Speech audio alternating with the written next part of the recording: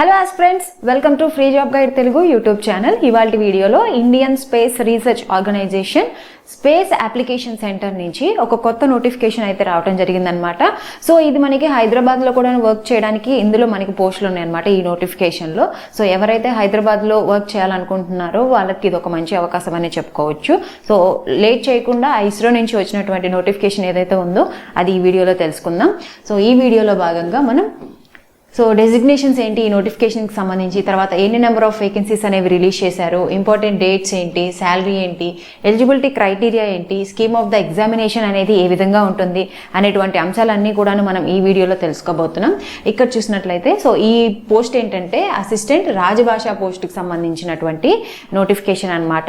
So ఏవైతే మనకి type writing ఉంటుందో, ఎవరికైతే 30 వర్డ్స్ లేదంటే 25 వర్డ్స్ పర్ మినిట్ ఎవరికైతే టైపింగ్ నాలెడ్జ్ ఉంటుందో వాళ్ళందరూ కూడాను ఈ అవకాశాన్ని సద్వినియోగం చేసుకోవచ్చు. టోటల్గా 7 పోస్టులకు కానీ ఈ నోటిఫికేషన్ అయితే రిలీజ్ కావడం జరిగిందనమాట. సో ఎలిజిబిలిటీ క్రైటీరియా విషయానికి వస్తే ఎవరైతే degree with minimum 60% of marks లేదంటే సిజిపిఏ విషయానికి వస్తే 6.32 కనుక వచ్చున్న వాళ్ళందరూ కూడాను ఈ యొక్క ఉద్యోగానికి అప్లై చేసుకోవచ్చు అనమాట. సో బేసిస్ 10 పాయింట్స్కి 6.32 ఎవరికైతే వచ్చున్నాయో వాళ్ళందరూ కూడాను ఈ ఉద్యోగాలకు అప్లై చేసుకోవచ్చు. ఇది సిజిపిఏ ప్రకారం.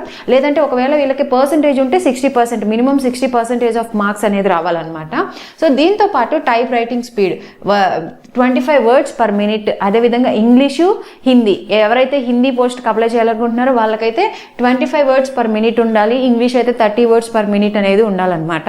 సో ఎవరికైతే ఈ టైపింగ్ నాలెడ్జ్ అదేవిధంగా కంప్యూటర్ నాలెడ్జ్ కూడా ఉంటుంది వాళ్ళందరూ కూడాను ఈ యొక్క అవకాశాన్ని సద్వినియోగం చేసుకోవచ్చు. దీని తర్వాత now coming to the salary విషయానికి వస్తే లెవెల్ 4 ప్రకారం వీళ్ళకి 25,500 నుంచి 81,100 వరకు వీరి యొక్క శాలరీ అనేది ఉంటుందన్నమాట. అదేవిధంగా ఇంపార్టెంట్ డేట్స్ చూసినట్లయితే అప్లికేషన్ స్టార్ట్ డేట్ వచ్చేసరికి 12th సెప్టెంబర్ నుంచి మనకి అప్లికేషన్ డేట్ అనేది స్టార్ట్ అయింది. 2nd అక్టోబర్ తోటి ఈ యొక్క అప్లికేషన్ డేట్ అనేది క్లోజ్ అయిపోతుంది అనమాట. సో ఏజ్ లిమిట్ విషయానికి వస్తే మినిమం వచ్చేసరికి 18 ఇయర్స్ ఉండాలి, మాక్సిమం వచ్చేసరికి 28 ఇయర్స్ ఉండాలి. దీంతో పాటు రెస్పెక్టివ్ ఏజ్ రిలాక్సేషన్స్ అనేవి కూడా మనకి మెన్షన్ చేశారు. సో ఎవరైతే ఓబీసీ క్యాండిడేట్స్ ఉంటారో వాళ్ళకి 3 ఇయర్స్ ఆఫ్ ఏజ్ రిలాక్సేషన్, అదేవిధంగా ఎస్సీ ఎస్టీ కేటగిరీస్ ఉంటారో వాళ్ళకి 5 ఇయర్స్ ఆఫ్ ఏజ్ రిలాక్సేషన్ అనేది ఇవ్వడం జరిగిందనమాట. అదేవిధంగా పీడబ్ల్యూడీ క్యాండిడేట్స్ ఎవరైతే ఉంటారో వాళ్ళకి 10 years of age relaxation as per government of India rules ప్రకారం అనేది ఈ నోటిఫికేషన్లో మెన్షన్ చేయడం జరిగింది. సో ఈ విధంగా అయితే ఏజ్కి సంబంధించినటువంటి రిలాక్సేషన్స్ అనేవి ఉన్నాయి. మినిమం 18 ఇయర్స్, మాక్సిమం 28 ఇయర్స్ అనేది ఉండాలన్నమాట ఈ యొక్క పోస్టులకు అప్లై చేసుకోవడానికి. దీని తర్వాత అప్లికేషన్ ఫీ విషయానికి వస్తే అందరికీ కూడాను 500 రూపాయలుగా అనేది ఉంది. ఎవరైతే ఉమెన్, షెడ్యూల్ క్యాస్ట్, అదేవిధంగా షెడ్యూల్ ట్రైబ్స్ ఉంటారో లేదంటే ఎక్స్ సర్వీస్ మెన్ ఉంటారో, పీడబ్ల్యూడీ క్యాండిడేట్స్ ఉంటారో వాళ్ళకి అప్లికేషన్ ఫీ నుంచి ఫీ ఎగ్జంప్షన్ అనేది ఇవ్వడం జరిగిందనమాట. సో వాళ్ళు ఎటువంటి అప్లికేషన్ ఫీ అనేది పేమెంట్ చేయాల్సినటువంటి అవసరం లేదు. సో ఎవరైతే ఈ ఫీ ఎగ్జంప్షన్ క్యాండిడేట్స్ ఉంటారు, ఇక్కడ మెన్షన్ చేశారు కదా మనకి ఉమెన్, షెడ్యూల్ ట్రైబ్స్, ఎవరైతే SC ST PWD ex service men, so వీళ్ళు ఫస్ట్ పేమెంట్ చేయాల్సి ఉంటుంది. ఎప్పుడైతే అప్లికేషన్ కంప్లీట్ అయిపోయిన తర్వాత మనకి వీళ్ళకి ఆ ఫీ అనేది మొత్తం రిఫండ్ అయిపోతుంది అనమాట.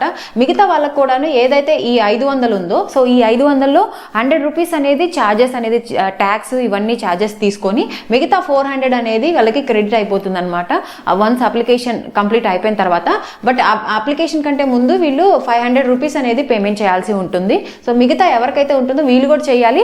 బట్ ఎప్పుడైతే అప్లికేషన్ ప్రాసెస్ కంప్లీట్ అయిపోతుందో ఆ ఫీ మొత్తం కూడాను వాళ్ళకి రిఫండ్ అనేది వస్తుందని చెప్పేసి నోటిఫికేషన్లో మెన్షన్ చేశారు.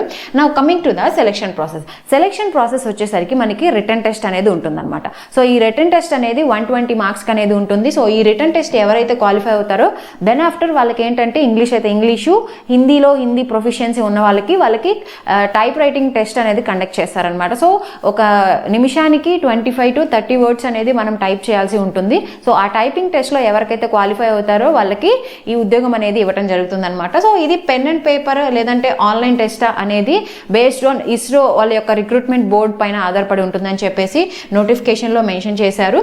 సో ఇక్కడ మనకి 120 మినిట్స్ 120 మార్క్స్కి 100 మార్క్స్కి సంబంధించినటువంటి ఆబ్జెక్టివ్ టైప్ టెస్ట్ అనేది కండక్ట్ చేస్తారనమాట రిటర్న్ టెస్ట్కి. అది కూడా ఉంటుంది, లేదంటే డైరెక్ట్గా టైప్ రైటింగ్ టెస్ట్ అనేది కండక్ట్ చేసేసి ఈ ఉద్యోగాలకి ఎంపిక చేయడం జరుగుతుందన్నమాట. సో దీనికి సంబంధించినటువంటి అప్లికేషన్ లింక్ అనేది కూడా నేను మీకు కింద డిస్క్రిప్షన్లో మెన్షన్ చేస్తాను. ఎవరైతే ఇంట్రెస్టెడ్ క్యాండిడేట్స్ అదేవిధంగా ఎలిజిబుల్ క్యాండిడేట్స్ ఉంటారో వాళ్ళందరూ కూడా ఈ అవకాశాన్ని సద్వినియోగం చేసుకోండి.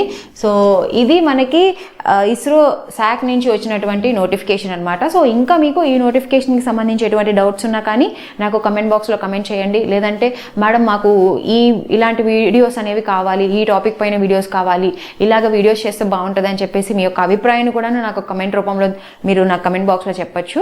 సో ఇలాంటి మరిన్ని జాబ్ అప్డేట్స్ అన్నీ కూడా ఎప్పటికప్పుడు త్రూ మనకు ఒక టెలిగ్రామ్ ఛానల్ ఉందన్నమాట. సో ఆ టెలిగ్రామ్ ఛానల్లో నేను మీకు ఎప్పటికప్పుడు పోస్ట్ చేస్తూ ఉంటాను. ఎవరైతే టెలిగ్రామ్ ఛానల్లో జాయిన్ అవ్వలేదో వాళ్ళందరి కోసం టెలిగ్రామ్ లింక్ అనేది కూడా నేను మీకు కింద డిస్క్రిప్షన్లో మెన్షన్ చేస్తాను. మీరు టెలిగ్రామ్ ఛానల్లో జాయిన్ అవ్వచ్చు. సో ఇలాంటి మరిన్ని జాబ్ అప్డేట్స్ కోసం please follow our free job guide Telugu YouTube channel. Thank you.